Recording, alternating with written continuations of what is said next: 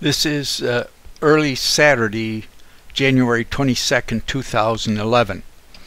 Next week, on Thursday and Friday, learned last night from George Ebert that the Food and Drug Administration is having hearings on the reclassification of electroconvulsive devices.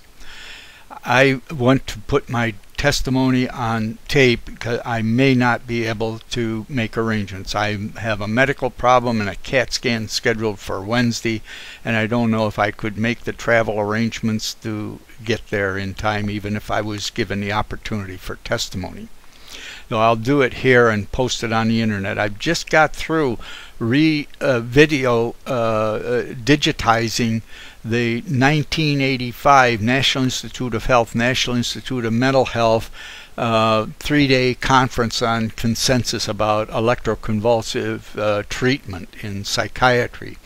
Earlier in 1985, I had attended the Food and Drug Administration hearings on the reclassification of electroconvulsive devices. I'm so sorry that I didn't know in ahead of time. I would have not missed it for all the money in the world. Hopefully this will fill in. There's two very important things that aren't even in the testimony, the basic physics of the reality. They are parallel voltage and the alternating current.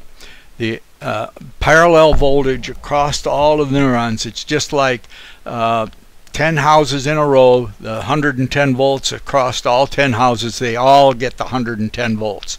It's not decreased. They're in parallel, not in series. The same with all this activity in the brain, the neurons, they're in parallel for a large part. So to talk about being spread out through millions of neurons is psychobabble as much as anything else. And the other thing is talking about charge flow. It's an alternating current, like a capacitor in a radio. There's no actual charge going from one side to the other. It's an induction. That's an oscillating electric and magnetic field between which no charge actually flows. The induction can be much more than we're talking about any charge flow. We've got an alternating current, and it's doing the equivalent of 3 pistol slugs to the head. That I gave the Food and Drug or the National Institute of Health hearing this information, the thymatron data and the bullet manufacturer's data. It's equivalent to dropping a 15-pound baby from a 10-foot high building. Our ceiling here is only what, 7 foot high. It's like dropping a person off the top of a building. It's outrageous what we're talking about going on here. It's like dropping a pound weight from 150 feet high. Unbelievable. What's going on here? So at any rate, I'm putting this on the YouTube, and I'm hoping that someone will present this testimony to the Food and Drug Administration hearing if I'm unable to do so. Thank you. This is my prayer. Psychiatrists use suicide as their major rationale for doing these brain-damaging, drugging, electroshocking, lobotomizing. Please look at the reality.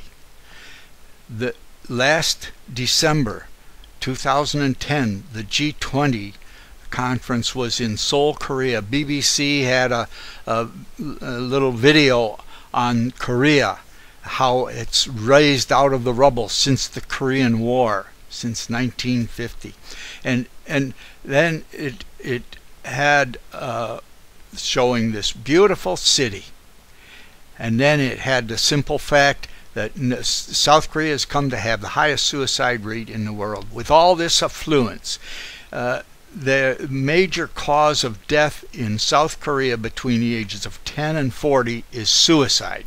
It was not so before the Korean War. They had a Catholic priest who runs a suicide call-in center and saying this wasn't a problem before. It's the breakdown of the home. Not divorce, the breakdown of the home. The mothers are out working, the children are being bottle fed and raised in daycare. The breakdown of the home. Instead of having healthy home life like China with the family farm and what we used to have here with the family farm, children are being deprived of their basic mammalian level needs in their first 2 to 5 years of birth.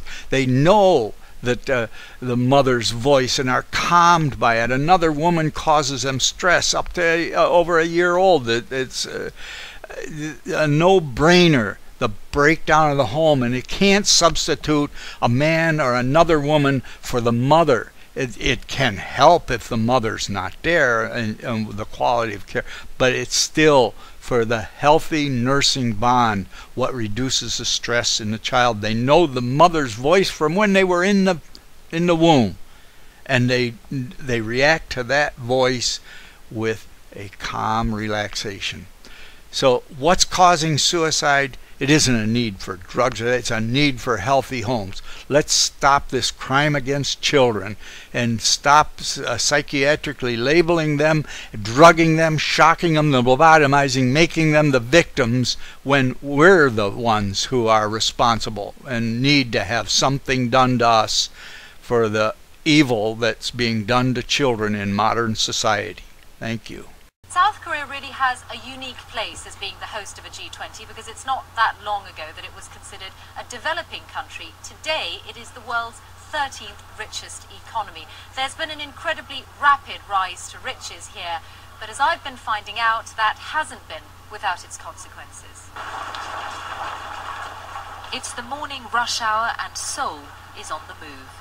In this mega city of over 12 million people, everyone has somewhere to get to. The G20 marks a coming of age for South Korea, building on its economic credentials as an Asian giant. But many here can still remember a time when prosperity was barely a dream. This is Seoul, capital of Korea. Today it is a shell, her loveliness destroyed by the shifting tides of war. At the end of the Korean War, Seoul and its people were struggling to survive. Archive footage shows a ruined city, buildings flattened, major thoroughfares reduced to rubble. And this is the very same Seoul street nearly 60 years later. It's been a remarkable transformation.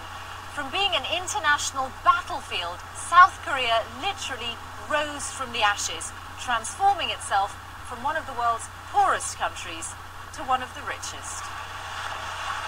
And the transforming is still going on. Seoul is a city of continuous construction, spending the money that's flowed in from the high-tech Korean brands that have gone global. It means South Korea has experienced opposite ends of the wealth spectrum, all in the space of a generation. In the 60s and 50s, we received development aid from other countries. We want to give back to the international community what we have received. Are there lessons for the developing world in what you have managed to achieve in South Korea in terms of economic development, particularly in the last 20 years? If I may highlight one element relevant to other countries, then it is that the best investment is in people. People like this, students at one of Seoul's most prestigious universities. From an early age, they've been expected to achieve. So tell me what it's like when you're trying to get into university. 23-year-old Park Sun-woo told me of his experience. Because university is very important in Korea, so most of Korean students who are preparing university entrance exam can easily fail under pressure. For him, the pressure meant taking that notoriously difficult entrance exam 3 times until he had the right grades. In a system that places a premium on education, for him, it's been worth it. The pressure on South Koreans doesn't end with their education. This is a wealthy society enjoying everything that modern life has to offer. But it is also a society with the highest suicide rate in the developed world. The evidence is that as this country got richer, the suicide rate went up. Here at Seoul's main cathedral, they're trying to help. This one tells that life is precious. The Catholic Church runs workshops for young people trying to combat chilling statistics showing that a suicide takes place in South Korea every 34 minutes. Their helpline takes calls from those who feel they have no one to turn to. When we were in poor country, we all were very happy because we lived all the time with our family members and we can share all the things with them. But after the industrialization, everything was changed. So everyone goes to their office, their own office, and no one look back, no one care for another. It's a high-pressure, fast-moving society, though try telling that to those stuck in the Seoul traffic, facing a grueling commute to the end of a long working day.